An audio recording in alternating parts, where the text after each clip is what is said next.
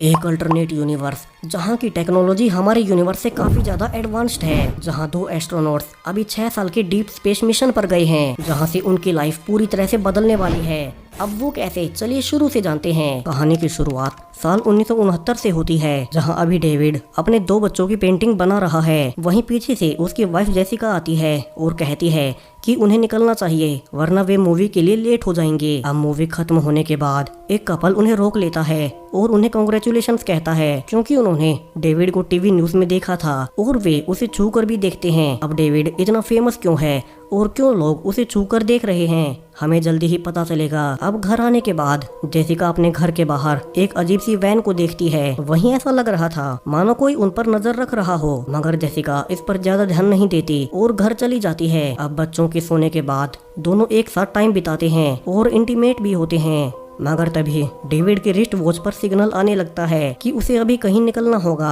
वहीं ऐसा ही एक और कपल दिखाया जाता है, जहां क्लिफ अपनी पत्नी लाना और एक बेटे हेनरी के साथ रहता है। जहां क्लिफ ने अभी अभी शहर से काफी ज्यादा दूर एक घर खरीदा है ताकि वो आम पब्लिक से दूर रह सके, मगर क्लिफ की लाइफ डेविड से बहुत अलग है। यहाँ क्लिफ लाना के साथ ज्यादा घूमता फिरता नहीं है और वे ज्यादातर बोरिंग लाइफ ही जीते हैं, जिससे कि लाना भी अपने पति से कुछ हद तक डिसअपॉइंटेड है। अब अचानक से उसी शाम क्लिफ के पास भी वैसा ही एक सिग्नल आता है जैसा कि डेविड के पास आया था। अब ये सिग्नल आते ही दोनों ही डेविड और क्लिफ अपने ही घर में बने एक सीक्रेट रूम में चले जाते हैं और एक हाईली एडवांस्ड मशीन में बैठकर सीधा अब एक स्पेसशिप में खुद को बांधते हैं। और यहाँ से रिवील होता है कि दोनों ही क्लिफ और डेविड एक 6 साल लंबे स्पेस मिशन पर भेजे गए हैं और पृथ्वी पर जो डेविड और क्लिफ हमने देखे थे वे दोनों रोबोट्स हैं, जिनकी सिंथेटिक बॉडी इन दोनों के डीएनए से बनाई गई है। और जब भी दोनों एस्ट्रोनॉट्स स्पेसशिप में फ्री होते हैं तो वे अपनी चेतना को एक मशीन के द्वारा पृथ्वी पर मौजूद अपने सिंथेटिक बॉडी में भेज लेते हैं, जिससे कि वे अपने परिवार के साथ समय बिता पाएं, जिस दौरान उनकी रियल बॉडी स्पेसशिप में सोती रहती है। और वे शिप में तभी वापस आते हैं जब या तो उन्हें अपने शरीर को फिट रखने के लिए एक्सरसाइज करनी होती है या फिर उन्हें किसी अलर्ट का सिग्नल मिलता है, जैसा कि आज मिला है। अब शुरू में ही बताया गया था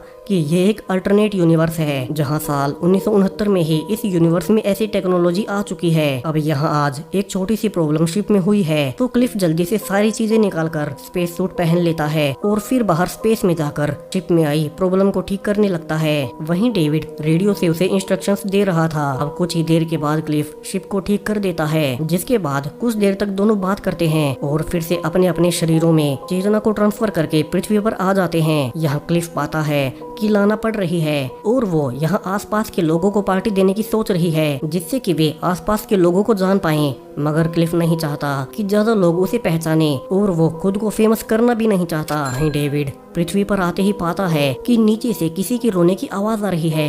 यहाँ डेविड संभल कर नीचे आता है, जहाँ वो पाता है कि कई सारे अजीब से लोग उसके घर घुस आए हैं और उसकी फैमिली को उन्होंने बंधक बना लिया है। अब उनका लीडर कहता है कि पृथ्वी जल्दी ही खत्म होने वाली है और डेविड शैतान का भेजा हुआ दूत है जो कि उन्हें भ्रष्ट करने आया है। दरअसल इस कल्ट ग्रुप को real life cult group Charlie Manson के जैसा दिखाया गया है, जो कि 1970s के आसपास काफी ज्यादा फैला था और इसके बारे में आप और ज्यादा विकिपीडिया पर पढ़ सकते हैं। और वे लोग भी ऐसी ही बातें करते थे कि पृथ्वी जल्दी ही खत्म होने वाली है, यानी कि ये ग्रुप अल्टरनेट यूनिवर्स का चार्ली मैंसन कल्ट है। अब इस ग्रुप का मानना है कि डेविड जैसे एंड्रॉइड का इंसानों के बीच रहना उन्हें करप्ट कर रहा है। अब डेविड उन्हें अपने घर से जाने को कहता है, मगर वे उस पर अटैक करके कंट्रोल कर लेते हैं और उसका एक हाथ काट देते हैं। अब चूंकि ये सिर्फ डेविड की सिंथेटिक बॉडी है, सो ऑब्वियसली खून नहीं निकलता और इससे उन्हें लगने लगता है कि ये लोग प्रकृति के नियमों को तोड़ रहे हैं और उन्हीं की वजह से कयामत का दिन आने वाला है। सो उन सबको अभी मरना होगा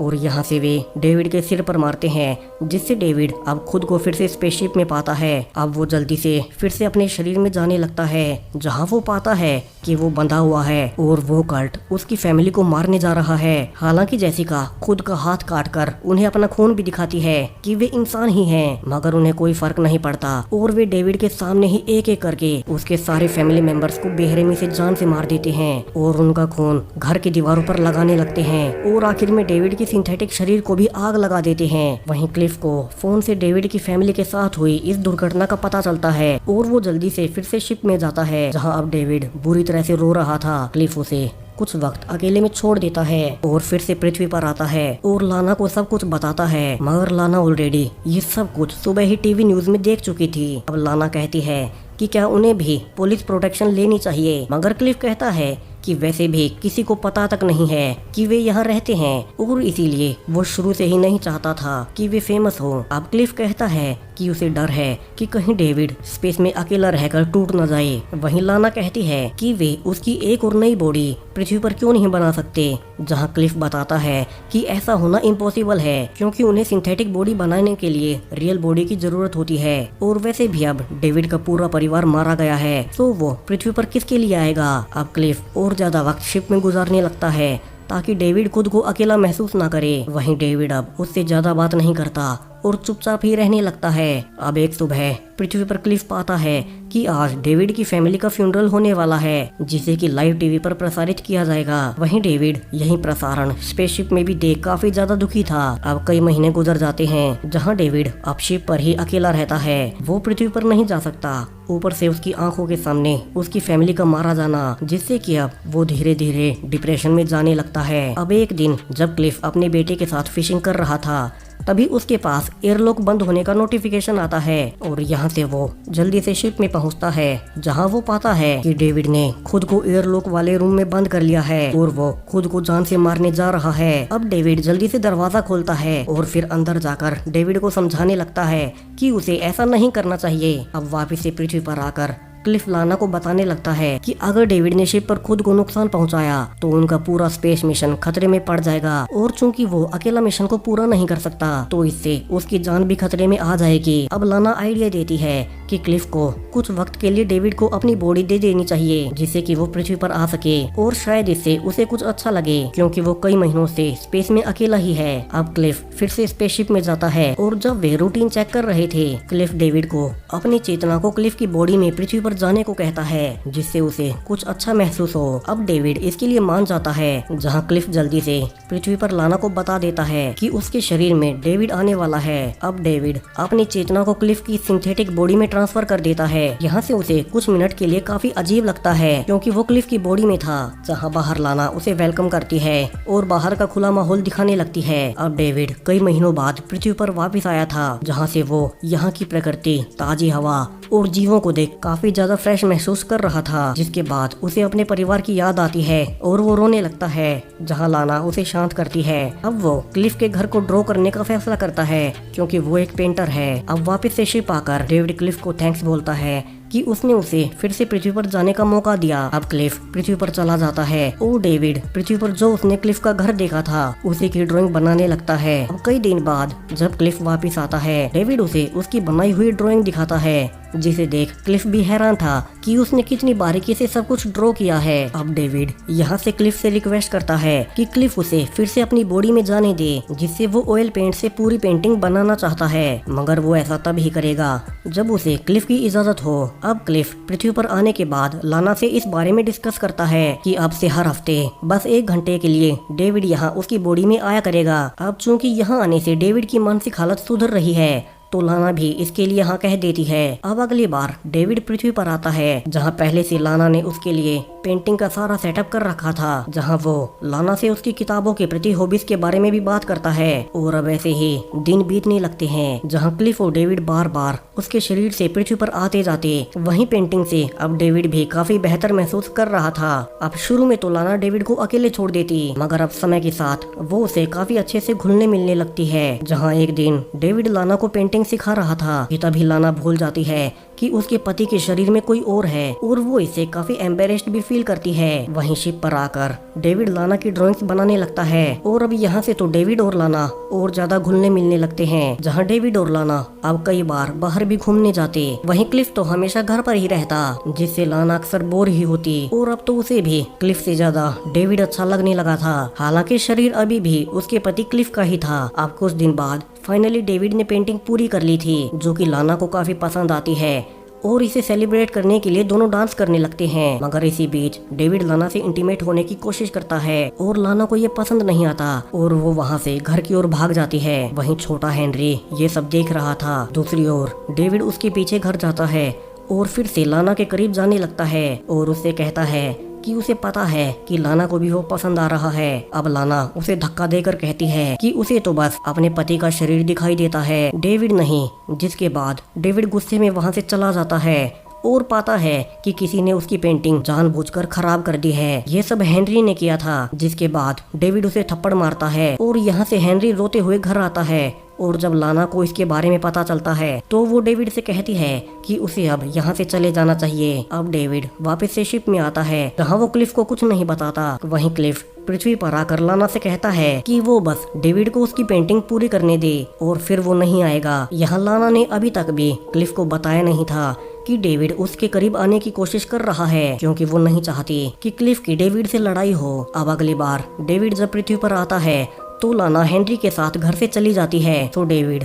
अकेले में ही पेंटिंग करने लगता है। वहीं स्पेसशिप में क्लिफ पाता है कि ट्रेडमिल खराब हो गई है, तो बोरियत से बचने के लिए वो डेविड की बनाई ड्राइंग्स देखने लगता है। लेकिन इन्हीं ड्राइंग्स के बीच वो पाता है कि डेविड ने उसकी पत्नी की बिना कपड़ों की ड्राइंग्स बना रखी है। क्लिफ यहाँ से जल्दी से अलर्ट भेजता है और जैसे ही अब डेविड वापस आता है, क्लिफ गुस्से में उससे पूछने लगता है कि उसने ये ड्राइंग्स क्यों बनाई। यहाँ डेविड नाटक करता है कि ये तो बस उसने फैंटेसी के रूप में बनाई है, मगर क्लिफ यहाँ से उसे पंच करता है और उसे पता चल चुका था कि डेविड उसकी पत्नी को गलत नजरों से देखता है। अब डेविड भी गुस्से में कहता है कि चूंकि क्लिफ के पास सब कुछ है मगर फिर भी उसे उनकी कदर नहीं है, और जब उसके पास उसकी फैमिली नहीं होगी तब उसे पता चलेगा कि डेविड के ऊपर क्या बीत रही है। अब क्लिफ फिर से पृथ्वी पर जाता है जहाँ वो डेविड की बनाई गई सारी पेंटिंग्स को तोड़ देता है और लाना से पूछने लगता है कि क्या वो डेविड के साथ इंटीमेट हुई है, जहाँ लाना उसे समझाने लगती है कि ऐसा कभी कुछ नहीं हुआ। और क्लिफ अब ये सुन काफी ज्यादा राहत महसूस करता है और लाना से प्रॉमिस करता है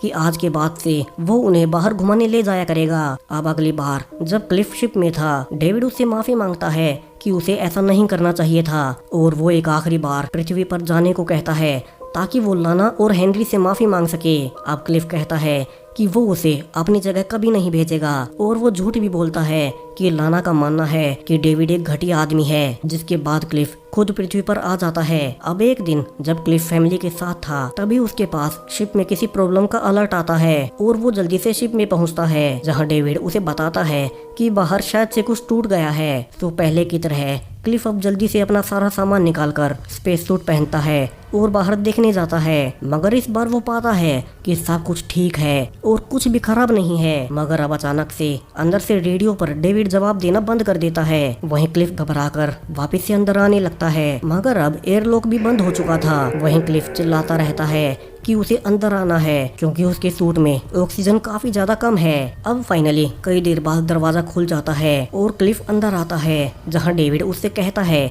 कि शायद से कंप्यूटर ने उन्हें फॉल्स रिपोर्ट भेजी होगी और वो बाथरूम में था, इसलिए रेडियो पर वो जवाब नहीं दे पाया।